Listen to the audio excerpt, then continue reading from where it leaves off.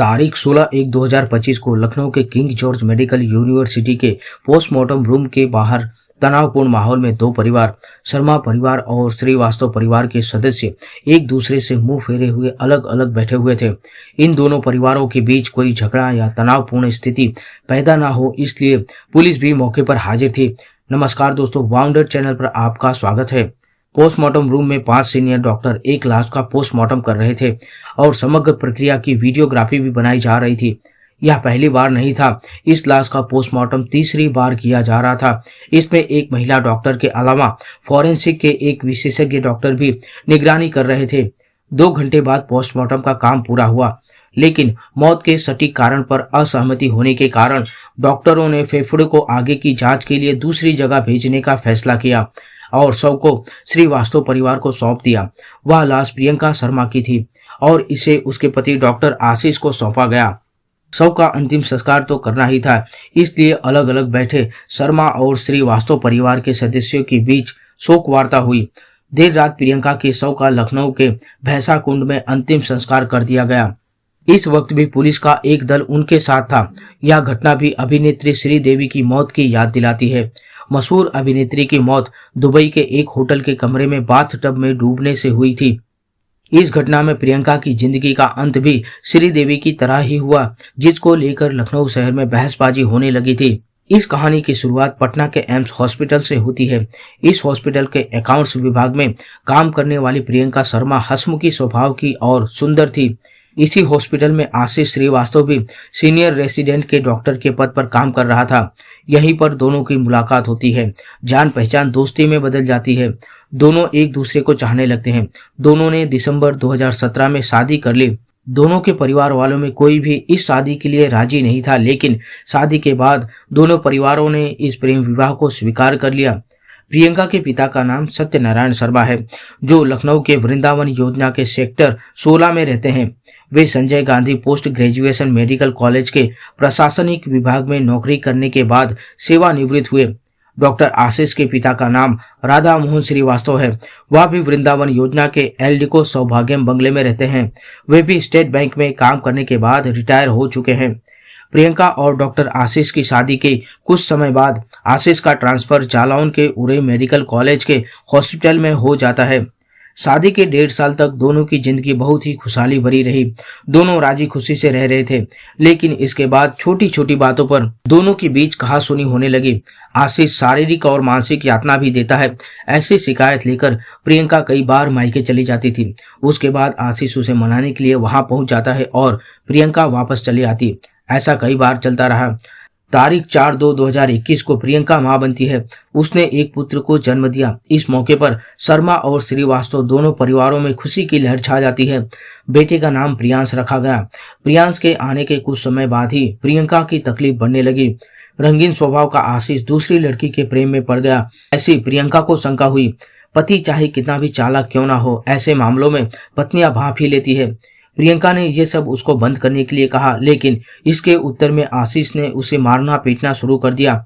हद तो तब हो गई जब आशीष अपनी नई गर्लफ्रेंड के साथ दुधवा नाम की खूबसूरत जगह घूमने गया। वहां होटल में रूम बुक करते समय आशीष ने प्रियंका के आधार कार्ड की जेरोक्स दी, जिसमें कुछ छेड़छाड़ किया गया था।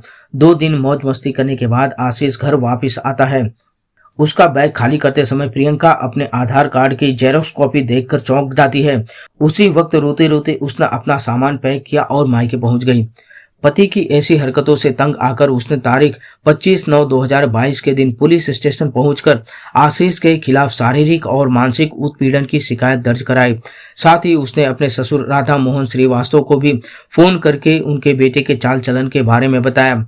राधा मोहन यह सुनकर तुरंत ही सत्यनारायण शर्मा के घर पहुंचते हैं। उन्होंने आशीष को भी वहां बुलाया और धमकाया और शर्मा जी को भरोसा दिलाया कि अब आशीष जाल में नहीं फंसेगा और ना ही कभी प्रियंका पर हाथ उठाएगा। आशीष ने भी आश्वासन दिया वह ऐसा कभी नहीं करेगा। तारीख 7/10/2022 को समाधान होता है। प्रियंका ससुराल वापस चली आती है। कुछ दिनों तक माहौल शांत रहता है। इसके बाद आशीष अपने असली रंग में आ जाता है। प्रियंका रो रो कर दुहाई मांगती है, फिर भी आशीष को कुछ परवाह नहीं था। इस बात को लेकर प्रियंका आशीष से झगड़ा करती तो वह उसे बहुत मारता पीटता। प्रियंका अपने छोटे बच्चे के सामने ताकती और उसके भविष्य की चिंता के कारण लड़ने के बदले वह कोने में बैठकर रो लेती थी। जब आशीष की त्रासदी बढ़ जाती तो वह अपने मायके चली जाती और आशीष उसे मनाने पहुंच जाता था। उस वक्त भी झगड़ा हो जाता। हारकर प्रियंका वापस चली आती। पुत्र प्रियांश से भी आशीष को विशेष लगाव नहीं था। अक्टूबर 2024 में प्रियंका की माता की मृत्यु हो जाती है, जिससे वह अंदर से पूरी तरह टूट जाती है और बेहद हताश हो जाती है। ऐसी दशा में आशीष के अत्याचारों को सहने के बजाय वह मायके में ही रुक जाती है। वह मायके में रुकी उन 15 दिनों में आशीष एकाध बार मिलने आ जाता था। वह आता तो किसी न किसी बात पर झगड़ा हो ही जाता था। दिसंबर की 15 तारीख को आशीष आता है और प्रियंका को समझाता है कि कब तक इस तरह शोक में डूबी रहोगी, इस तरह तो तुम्हारी तबीयत भी बिगड़ जाएगी। इस माहौल से बाहर आने के लिए हम कहीं घूम कर आते हैं, भले ही खर्चा होगा। दुबई या थाईलैंड जाएंगे तो तुम इस दुख से बाहर भी आ जाओगी। प्रियंका ने टूटे मन से सम्मति दे दी और आशीष ने प्रोग्राम बना डाला और तारीख 4/1/2025 के दिन प्रियंका, प्रियांश और आशीष थाईलैंड के पटाया शहर में पहुंच जाते हैं। वहां की होटल से 7 तारीख को प्रियंका ने घर पर फोन किया कि आशीष ने जूस में मुझे जाने क्या पिला दिया है। मुझे लग रहा है जैसे मैं होश में ही नहीं हूँ। पूरी रात उल्टियां हुई है। उसी दिन एक 36 सेकंड के वीडियो कॉल के अंत में उसने रोते हुए आवाज में कहा, इस दुनिया में सच्चे प्रेम करने वालों की कोई कदर नहीं करता। बेटी ने ऐसा क्यों कहा होगा, ये पिता और घर वाले समझ ही नहीं सके। दूसरे दिन तारीख 8/1/2025 को रात के 3:30 बजे आशीष ने ससुर सत्यनारायण शर्मा को फोन किया और बताया कि प्रियंका बाथरूम के बाथटब में डूबकर मर गई है। रात के 3:30 बजे सत्यनारायण के सिर पर जैसे पहाड़ टूट पड़ा हो। पूरा परिवार हिल गया। वे समझ ही नहीं पा रहे थे कि होटल के रूम में बाथरूम हो और उसमें बाथटब हो, उसमें डूबकर मेरी बेटी ऐसे तो कैसे डूब गई कि वह मर जाए। वैसे भी वह रात को बाथरूम में नहाने क्यों जाए और उस वक्त आशीष कहाँ था। राज्यसभा सांसद से उनके अच्छे संबंध थे। सत्यनारायण ने उन्हें बताया कि मेरे दामाद डॉक्टर आशीष ने मेरी बेटी प्रियंका को मार डाला है, मेरी मदद करो। सांसद ने मदद की। मामले की गंभीरता को समझते हुए पुलिस कमिश्नर ने जांच के आदेश दिए। पीजीआई थाने के इंस्पेक्टर ने आशीष के खिलाफ हत्या का मुकदमा दर्ज कराया। सत्यनारायण ने समधी राधा मोहन श्रीवास्तव से शिकायत की कि आपका बेटा मेरी बेटी को थाईलैंड ले जाकर अपने मेडिकल ज्ञान का इस्तेमाल कर उसकी हत्या कर दी है। जवाब में राधा मोहन ने बहुत ही हल्की भाषा का प्रयोग करते हुए कहा कि मैं तुम्हारी बेटी का शव भारत लाने के लिए पैसे खर्च कर रहा हूं और आप रोने के सिवाय क्या कर रहे हो। 9 तारीख को राधा मोहन श्रीवास्तव अपने भाई को लेकर पटाया पहुंच जाते हैं और 10 तारीख को देर रात तक आशीष को साथ लेकर प्रियंका की लाश को पटाया में ही छोड़कर वापस लखनऊ आ जाते हैं। प्रियंका के शव का पटाया में 2 बार पोस्टमार्टम किया गया। हालांकि मौत का सही कारण पता नहीं चल सका है, इसलिए उन्होंने आत्म को सुरक्षित रखा है और रिपोर्ट 2 महीने बाद आएगी। उन्होंने कहा कि मौत कार्डियोपल्मोनरी विफलता के कारण हुई थी। प्रियंका के परिवार ने इसे मंजूरी नहीं दी थी, इसलिए उन्होंने शव आने पर एक बार फिर से पोस्टमार्टम की मांग की। 14 जनवरी 2025 की रात 10 बजे प्रियंका का शव लखनऊ के अमौसी एयरपोर्ट पर पहुंचा और पुलिस ने उसे कब्जे में ले लिया। इसके बाद 15 तारीख को लंबी चर्चा हुई। आखिरकार पुलिस ने तीसरे पोस्टमार्टम का आदेश दिया और 16/1/2025 के दिन एक ही सप्ताह में प्रियंका की लाश का तीसरी बार पोस्टमार्टम किया गया। सत्यनारायण ने नम आंखों से पत्रकारों को बताया कि जब मेरी बेटी प्रियंका 4 तारीख को थाईलैंड गई थी तो उसने कहा कि मैं 14 तारीख को वापस आऊंगी। ठीक 14वें दिन वो नहीं आई, लेकिन उसकी लाश जरूर आ गई। प्रियंका को पानी से बहुत डर लगता था, तो वह रात को 3 बजे बाथटब में नहाने क्यों जाती। मेरे दामाद का किसी अन्य महिला के साथ चक्कर है, इसलिए उसने थाईलैंड ले जाकर मेरी बेटी को ठंडे कलेजे से मार डाला। क्या आप किसी के इस तरह बाथटब में डूबने की कल्पना भी कर सकते हैं। आशीष ने ही उसे कोई दवा देकर और बाथटब में डुबाकर मार डाला होगा। वहीं प्रियंका के चाचा ने भी कहा कि आशीष ने उस दूसरी महिला से शादी करने की चाहत में मेरी भतीजी की हत्या कर दी है।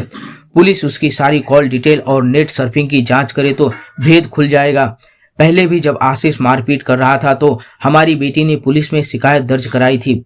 डॉक्टर आशीष को हिरासत में ले लिया गया है और पुलिस ने भी पूछताछ शुरू कर दी है। अपने ऊपर लगे हत्या के आरोप को पूरी तरह बेबुनियाद बताते हुए आशीष ने पत्रकारों को बताया कि प्रियंका को शराब पीने की आदत थी और वह शराब के नशे में बेहोश होकर बाथटब में डूब गई। यहाँ तक कि उसके पिता और उसकी बहन संध्या भी जानते हैं कि प्रियंका को शराब पीने की आदत थी, लेकिन वे अब इसे छुपा रहे हैं। अगर मैं प्रियंका को मारना चाहता तो मुझे थाईलैंड जाने की क्या जरूरत थी? ये सारी बातें कि मैं उसे मारने के लिए थाईलैंड ले गया बचकानी है। प्रियंका की मौत का रहस्य उलझा हुआ है। अब तो आंत का रिपोर्ट मार्च महीने में थाईलैंड से आएगा। यहाँ लखनऊ में फेफड़ों की विस्तृत जांच के बाद रिपोर्ट आएगी, जिसके बाद प्रियंका की मौत की असली वजह सामने आने की संभावना है। अभी तो डॉक्टर आशीष पुलिस की हिरासत में है। उसका परिवार वकीलों के यहाँ चक्कर लगा रहा है। प्रियंका का परिवार दुख में है। ऐसे में 3 साल का प्रियांश हर चेहरे को देखता है और रो रो कर अपनी जनेता को ढूंढता है। दोस्तों, इस कहानी पर आपकी क्या राय है? कमेंट जरूर कीजिएगा और साथ में चैनल को भी सब्सक्राइब जरूर कर लीजिएगा।